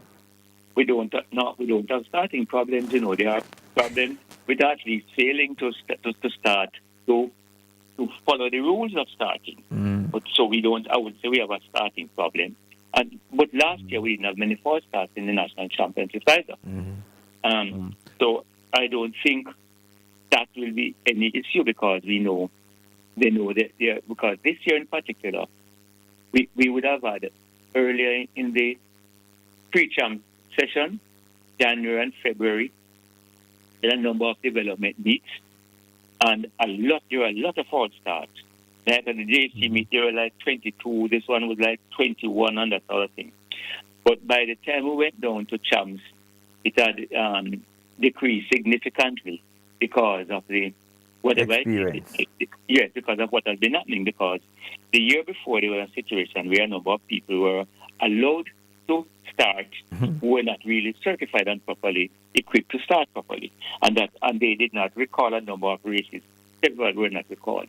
So what has happened now is that we took matters as we should have done from the beginning, and we found that there were a lot of false starts. We mean in the J3s? Yes, J3s. There are a number of persons who are not really coached by J3 and certified by J3 who are doing not a race their own. So everything that is considered that would have been something requirement to compete at champs or anything on the world global, we actually sent those starters to deal with them. All of those types. How regular you have like training program for aspiring persons who want to do stuff like the starting and so on, the technical officials and so on? How often you have these kind of training? We have technical officers we're at all of different departments here, but I can speak to starters. But at the moment we have 7 certified starters, and we have 4 in training, including 2 females. So we have basically. Is it open to anybody who want to be a part of it? It's open to anybody, but you know that there is a limit in terms of. Let me say this, we could not be saying that 20 people they want to start. It couldn't work that way because what has happened is that we will have to look at say this year we'll have 4 in our grouping for new persons. Young people, and what we do, we try to go for the younger persons at this point because when we go to World Athletics, let me give you an example. When you go to World Athletics training starters thing now, because you have to, for you to attend that, you have to be, they said the last time we did that, they said person will have to be at least 30 years old and at least 10 years training and that sort of thing. So that is the type of thing that they actually proposed when we went the last time that we actually went that globally. That's for NAFAC to deal with the NAFAC starters who are really the NAFAC senior starters. So we went to that. So they want that. So what we want, we would like to see people who are training like about 25, 26. Those are those early years, and then because it takes really 2 years to reach a certain, based on what they do, there's a pathway that they use. So it would take like about two years before you can reach a certain way in terms of the pathway. There's a process and a procedure. So when we'll do that now, so if we we have 4 people right now, we would use those 4 people for the next 2 years. But by next year, we can start allocating and take on 2 more. So we would, by the truth be told, we would love to have like about 16 starters who can be rotated around the country. One of the things that we have difficulty with, though, is that we have had situations where people have started the program but have not been able to continue. Some of them got their 2 ladies who got married and gone away, and there are a number of 2 persons who cannot get time off from their job because, it's not everybody, not every entity, every company allows workers, because if you go to Champ, for instance, and you have Tuesday, Wednesday, Thursday, Friday, Saturday, other people cannot get time off because of the type of jobs that they have, and sometimes the value of the entity, what they place on sports or what they see on people. So sometimes it is difficult. So we try to get persons on, but we would love to have a situation. We have about 16 persons, and we'd love to have people from in the Western area or the Eastern area, because sometimes when we have events in Kingston, there are persons who are coming from Kingston, Montego Bay, and they have to get accommodation for 3 or 4 nights, and the traveling and the whole thing. But what is happening is that there's not much track and field taking place in Western Jamaica, as you probably know, right? In terms of the not having facility, no facility. Mr. Watt, we're out of time, but before you go, I'm giving you 30 seconds to tell people why they should come to the national trials over the 4 days that it is going to be held at the stadium. Jamaica is ranked at worst 4th in the world in track and field. The whole world looks to Jamaica. Brand Jamaica in track and field is worldwide, is globally attractive. When you hear persons talk about, they always say, well, we want to look at the Jamaican trial. So if people overseas, people in the world see Jamaica's national championships as the marquee championship in the world, why shouldn't Jamaicans who live right here and have the chance to see the future stars and the now stars and rising stars? Why wouldn't they want to come to Jamaica? We have the best athletes, we have the best officials, and we have the best brand, and we have great athletes. And just before you go, Mr. Watt, the athletes who are applied for Turkish citizenship, are they going to be at the national trials? They have not entered. And none of them? No, and you'd understand that it's because if they are, understand that they are seeking appeal. Yeah, they are. So if you are seeking appeal, it wouldn't be wise for you to go and then go in, and then you have to go back for a next series of time that you'd have to elapse again. Okay. But they have not entered. Okay. Thank you very much, Mr. Watt. Yes, sir. All right. So we're on to another break now, Roger. So let's go to the break and then we come back. We're going to be speaking with Neil Oxford, and he's going to be telling us about the Rainers Cup, which is on over there in the carpet area and outside, girls football. All right, we go to the break. I just wanna have fun. So me send me a gold magnum, $700 give you one. That me need any biz turn up. Magnum, the champion of dancehall. Must be 18 years or older to drink. Drink responsibly. But I don't see. John, Auto Supplies and Accessories, 14 Hart Street, We have new parts for all Japanese-made vehicles, body parts, engines, suspension, electrical parts, oils, filters. Hard to get parts. We source it in short order with integrity. Then call John Auto Supplies. 876-940-3223 or 876-349-665. Email johnauto@yahoo.com. Open Mondays through Saturdays, 9 a.m. to 5 p.m. Auto Supplies and Accessories Limited. Magnum Tonic Wine proudly presents A Taste of Sumfest 2026 on July 18th at Plantation Cove. We are offering several transportation options for your convenience. On-site pre-sold parking passes are exclusively available for purchase at www.reggaesumfest.com. Alternatively, you may utilize our park and ride service from one of our designated locations, Seville Heritage Park or the Discovery Bay Sports and Development Center. Transportation services are provided by our partners, Knutsford Express and JUTC. Regardless of your chosen option, we guarantee a seamless seamless journey. Service to Plantation Cove is available from Kingston, Portmore, Spanish Town, Mandeville, and Montego Bay at specially discounted rates. Further details will be released shortly on www.reggaesumfest.com, Reggae Sumfest's Facebook and Instagram pages, and on the Tixar and JUTC websites. Pre-ticketed attendees can enjoy a relaxed round trip to and from the event, eliminating the need for personal driving or parking concerns. Sponsored by Phase 3, Excelsior, Pure Country, Views, Hyundai, Knutsford, Flash Motors, Irie FM, Zip FM, Touchstone, Our Hotel, Gentle Care, 18 years and older, drink responsibly. Okay, guys, we're back. Powerful women and men perform for charity. An inspiring evening where public servants, diplomats, business leaders, and creatives unite with their talent, all for the children of Mustard Seed. Did you miss us? Because we missed you. Join us this Father's Day, Sunday, June 21 at 7 p.m. at Jamaica College. Admission adults $4,000, children 12 and under $2,000. Tickets at select Fontana pharmacies and online at touchstonelink.com. Powerful women and men perform for charity. Great performances, great people, one great cause. Powered by Irie FM. When you're on the food shell and make the rice well, just gimme me Kendall. Anytime of the day, night as well, just gimme me Kendall. Everybody can tell taste good, great smell, just gimme me Kendall. Number one in flavor, no parallel. Talk about quality, you know we excel. Spell it out, Kendel. Gimme me Kendall. Another quality product from the Carimed Group. Just gimme me Kendall.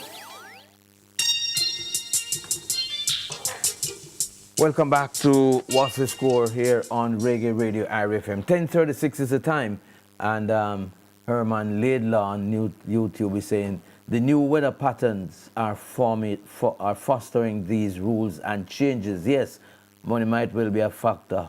However, let us welcome them. They might very well save lives. Greatest show on earth, hands down. Agree with you.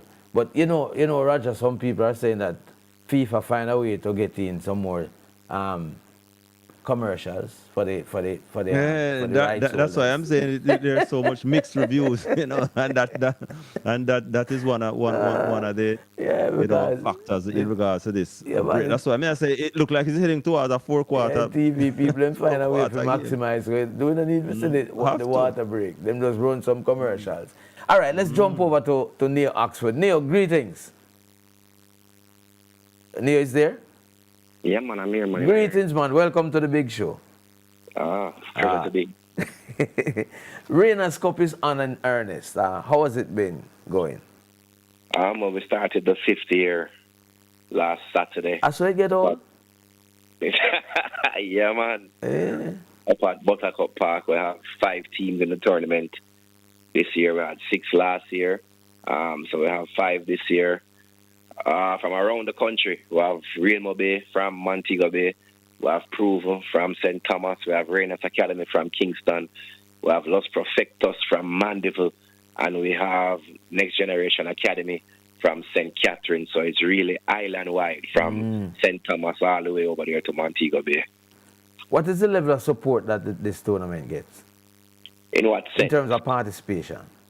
Participation, well, throughout the years, we've had many teams that have tried to create a female program, and some that have held on and been able to keep doing it, and some that last only a season or so. But we had Reno in it last year from Westmoreland. We have Wi-Fi from Portland, who has joined before. We had Genesis from Mandeville, who has been in it before. We had Elsam from St. Catherine. We had Ballers Academy from Kingston Football Academy also from Kingston. So what we've done at Rainers is created a way or opportunity for girls to play. And despite only having 5 teams now, you're looking at 5 teams from across the country. I looked at Mobile's registration the other day, and it was girls from Westmoreland, Hanover, St. James, everybody from all the girls from that region joining that one team. So it might just be 5 teams, but we have almost every parish involved. So the Rainers Cup is an all-girls tournament, right? It's Jamaica's only under-20 female football tournament. Yeah. Right. So bearing in mind that is so, and you'd have been at it for the past 4 years, heading into 5th? 5 years now. Yeah, right. This is the 5th year. So from day one until now, how would you see the evolution of female football at that level? I mean, how is it developing so far as we try to move forward in female football in Jamaica? Well, the Rainers Cup has played a very important role in the development of the young ladies in Jamaica. And I go as far as say there has been an Excelsior dominance in the past. This would have been their 10th year if they won. And they failed to win this year, and Camperdown won. Now, if you look at both of those squads, Roger, every girl on Camperdown had or would have played in the Rainers Cup in the past 3 years. While over the Excelsior side, they only had one girl who participated in the Rainers Cup before. Oh. So what the Rainers Cup has been able to do is to ensure that girls continue playing. Basically, you find a new generation of talent, basically. Oh, yeah, definitely. Because even if you look at this year, what has been remarkable for female football this year is that schoolgirl football started in February. The Premier League started in March, and then the Rainers Cup just started in June. So what you see now is, and all three tournaments are using the same set of girls. Oh. Can you imagine how much our football is going to develop? Yeah, because we need some more bunny shot at least pretty 9 soon. months of football. Yeah, we need some more bunny shot pretty soon. And they're coming up, and the Rainers Cup has been put into place to ensure that girls get the opportunity to be seen. For the past 5 years through MG Sports on YouTube, every single game has been streamed from the Rainers Cup. And I'm proud to say that in the past 5 years, over 60 girls have received scholarships. I was about to ask you about that, scholarships. Over 60 girls have gone on to America over the last 5 years who have participated in the Rainers Cup. That is good going, man. So where's the competition now, as we speak, in terms of, you said started a couple of weeks ago? We started Saturday gone. Oh, Saturday. Rainers got by Real Mobile 3-1, and Los Perfectos got by Next Gen 3-1 as well. So we'll continue. It runs right through the summer. We'll continue next week Saturday at San Diego, which is a home of Next Gen.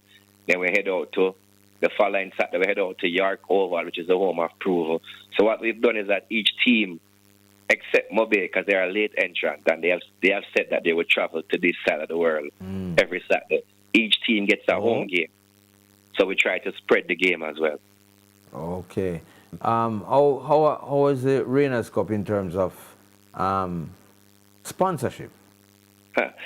Well, over the past 5 years, we have to big up Issa Construction, who is Rainers' title sponsor.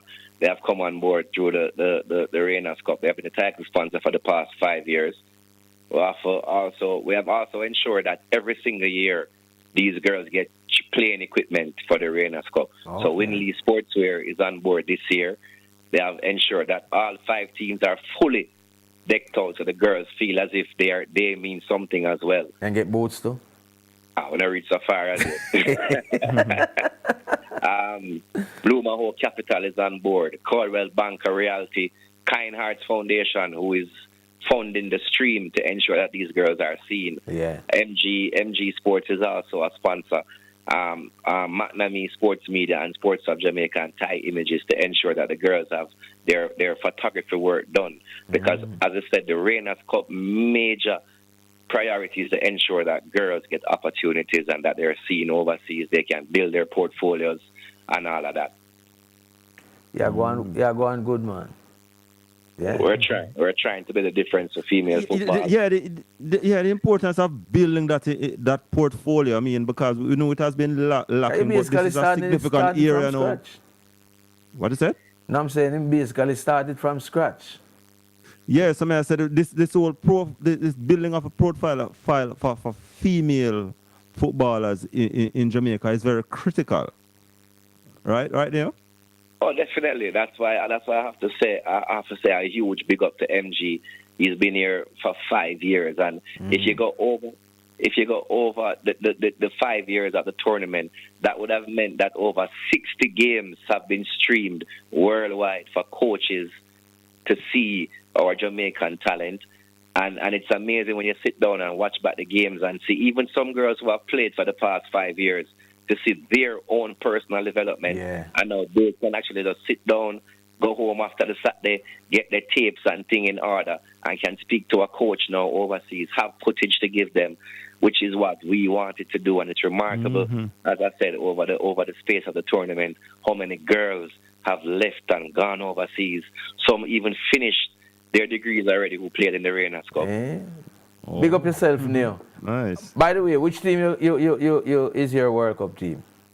My team is not there this World Cup, so I'm just watching and enjoying myself. I'm an Azzurri. The Italians will come long again. time, long time you not been there. almost every World Cup now.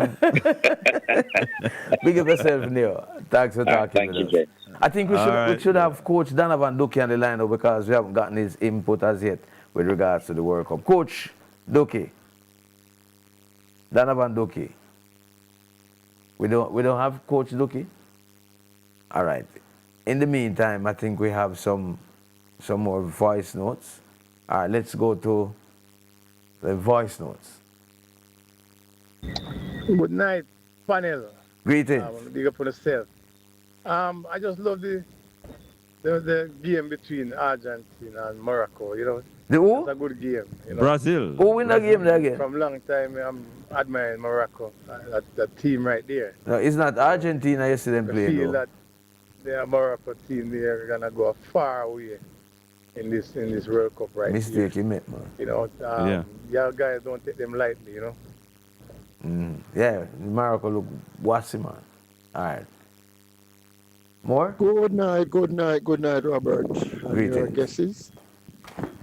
Let me start with the trials this weekend. You see all of those female sprinters who can run under 11 seconds.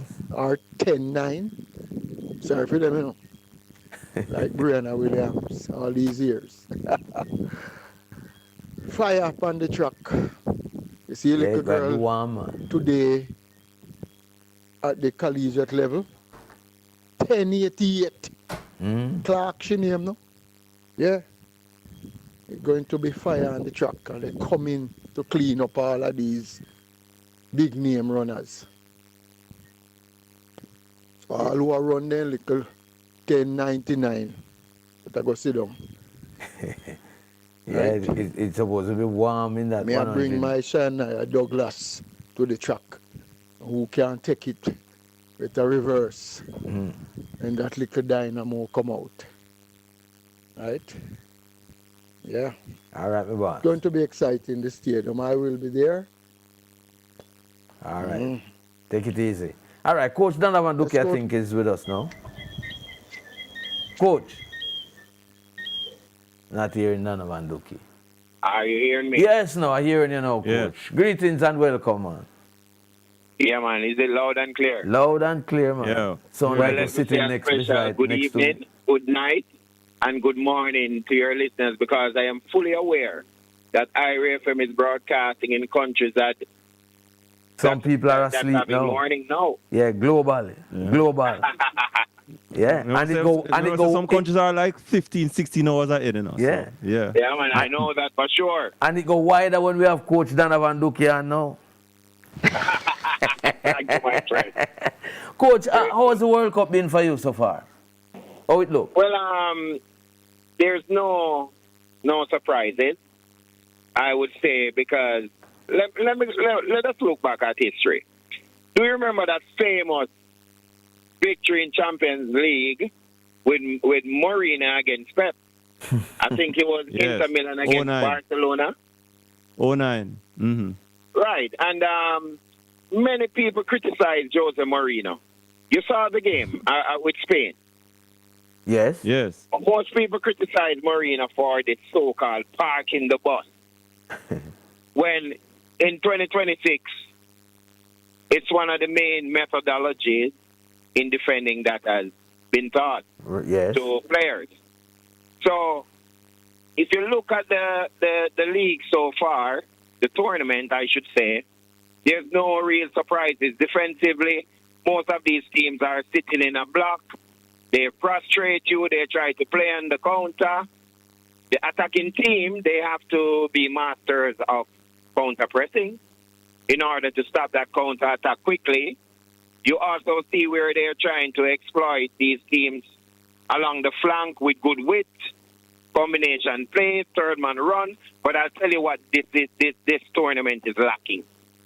That Ronaldinho, that Neymar, that Messi of yesteryears. those kind of quality, and that's how you destroy a block. I'm not seeing these type of players coming to the fore, even with Spain today. They were just very normal, moving the ball around side to side, but there wasn't any creativity. So to destroy a block, that's what we call it. And when we make reference of a block, we're talking about a team very organized with 3 lines, and they're very compact in both ways, vertical, horizontally compact, and sometimes diagonally from the side. So but even if you're compact, even if you're playing low and block, I think that is lacking so far. Yeah, but even the teams that are playing low block, if they're not able to sustain it, they'll be torn apart still. Yes, definitely. But this team, this particular team that drew the game against Spain today, Cape Verde. If I tell you that this is the first time I'm hearing that country's name, you wouldn't believe me. Yeah. I am going to put my pride aside and tell you the honest truth. I have never heard anyone mention the name of that country before. Yeah.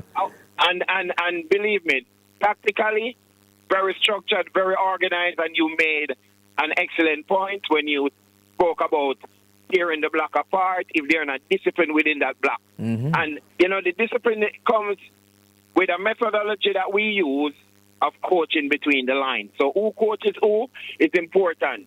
The communication. So there is 75,000 people in that stand.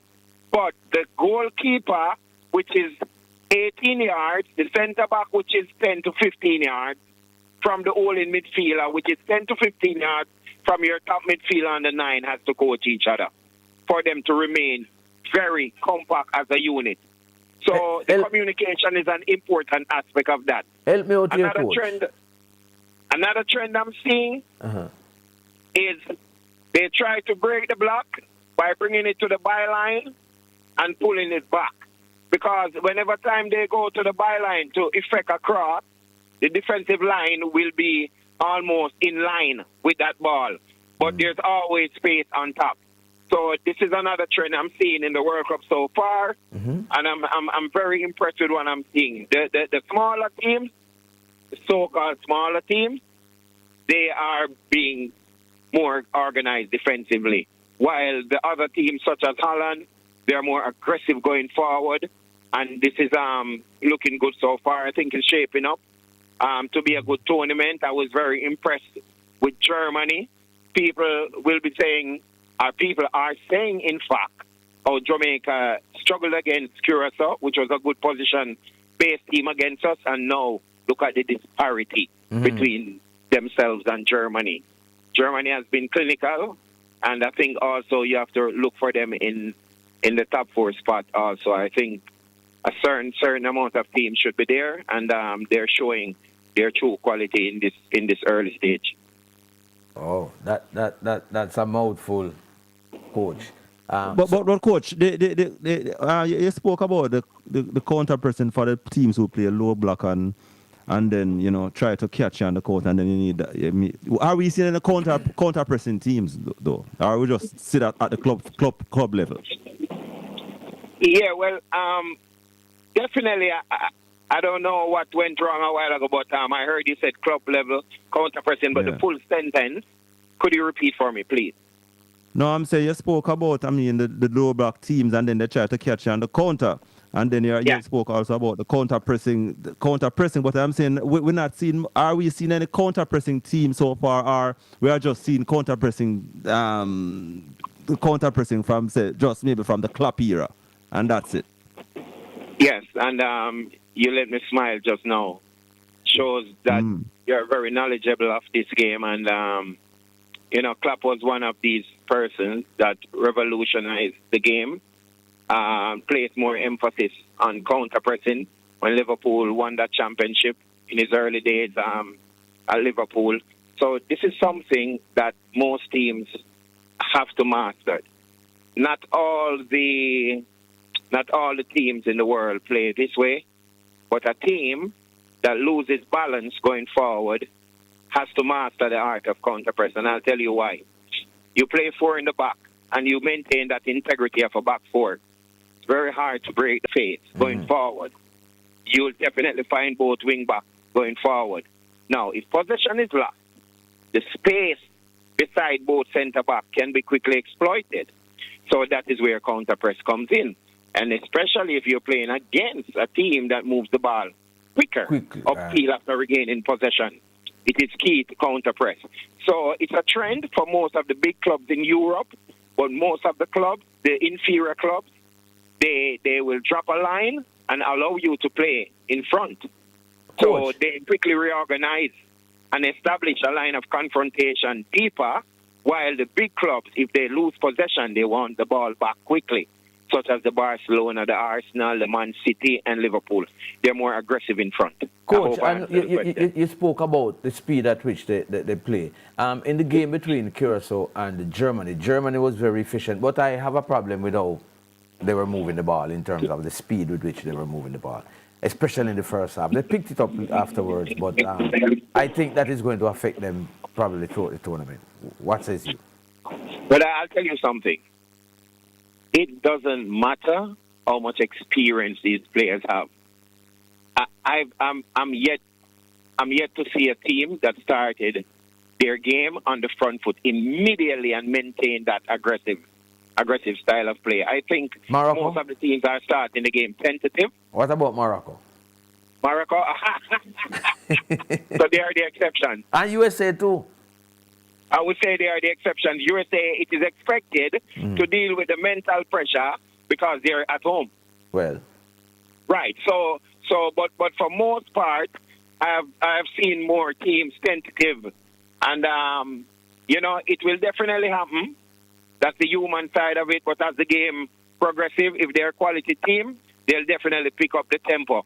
And even looking back at the Spain game today, I was very disappointed because you're playing against a block that established a thing they call depth. So it's a cat and mouse game. I'll tell you a little secret that we use in coaching. Width replaces depth, and depth replaces width. So now we have established depth in defense, and very compact, you have given up the width. Now, if I go for the width, you're going to chip across the field. Now, I have to be able to exploit you quickly or try to play on the weak side. And what we call the weak side is the opposite side of the field. And to move the ball, with ball retention, it was moving very slow. And then they move, the next team organize. They move, the next team shift and organize. So it was difficult to find space playing against them in the final third. Now, if there was a Messi, a Ronaldinho, a good dribbler, they could pull the zones apart, try to pull 2 or 3 players to the ball. We have not seen any of those so far in the tournament, right? No, I'm very disappointed. The tournament has not produced those type of players that we are looking for. Yamal is sort of that player, but I don't know if he's injured, and he's more static than anything.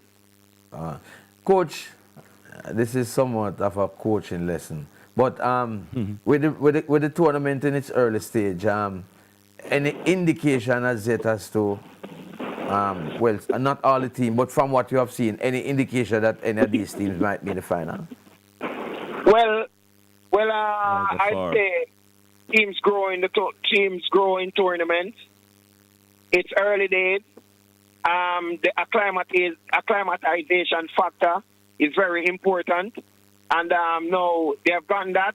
We want to look further at their third game and see the progression when we measure that. When we make a comparison between the first game and the third game, then we can have a better judgment of who should be the forerunners. Coach Donovan Dukie, thank you very much for speaking with us, sir. We're out of time, so we'll catch you another time. But thanks for the input tonight. Appreciate it. Big respect to you both. All right, that's Coach Donovan Dukie. By the way, Coach Donovan Dukie should be searching for a team now because he's not at Chapelton Maroons again.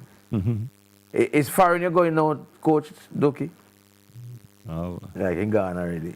He fly out already. All right, so we do want to just have a quick recap wow. of the NCAA. Joe, come in, Joe. Oh. Joe. Yes, me here. Yeah, man. Me here. Give us a quick roundup with regards to the NCAAs. And thanks for a fine job over there. 32 Jamaicans that participated, 16 were All-Americans. Nine, I think the women stole the show. You had 9 All-Americans and 7 men. But you had 3 first-place women, only 1 first-place men. And I'll just give you a quick roundup of the headlines. On the men's side, Rafford Mallings repeated as a discus champion, and Rodrell Broderick, placed second in a personal best. So the Jamaican athletes placed 4 in the top 8 in the discus, 1, 2, 4, and 6. All 4 All-Americans came from the discus alone. On the women's side, Dejanay Oakley had to steal the show because she ran a college record and meet record and a world-leading time of 48.79. Shantae Foreman came away with 2 medals, in the silver in the long and a gold in the triple. She had a personal best in each, but in the triple jump, she has a college leading jump of 14.24. And then the last is Shanice Walker, who pulled the upset, beating Hodge. I mean, with a time of 10.88. And nobody believed that was going to happen. You should have seen it. Nobody saw that coming. Nobody saw it coming. Especially what Hodge did in the semifinals. That was what? 10.63? 10.63. Yeah, amazing. She flying. Shanice will, I should say it, she's not going to be at the trials. Shanice? Okay. Oh. And neither is, they're not on the entry list, and I've had the entry list for a while. And Gabrielle Matthews is not going to be there either? Wow. Nope. Oh. So that's why I was saying what I was saying. They're not injured? Dejanay is going to have a medical. But no, they're not injured. So none of them will be at the Commonwealth Games? No, I specifically asked Shanice about that. Specifically. And when I was there and I said, are you going to be in Kingston next week? She just laughed. I said, I knew I was going to get that response from you. I have a good relationship with these athletes. So they will tell you sometimes when you take the microphone off, they'll tell you everything. Okay.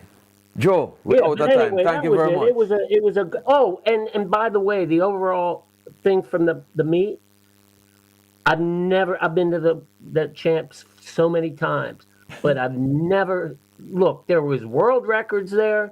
There was 110 meter and there was college records set.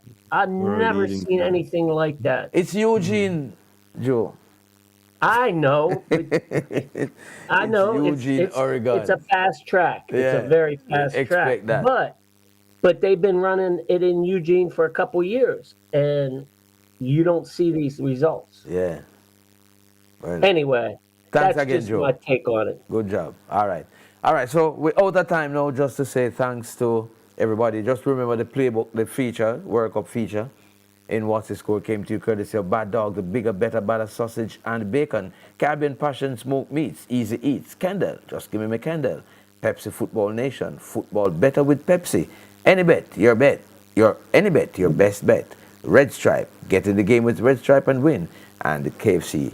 Thanks to all those who participated, especially to our listeners. I want to say very special thanks for spending the last couple hours with us. I want to say very special thanks to David Price and Richard Henry, our football analysts.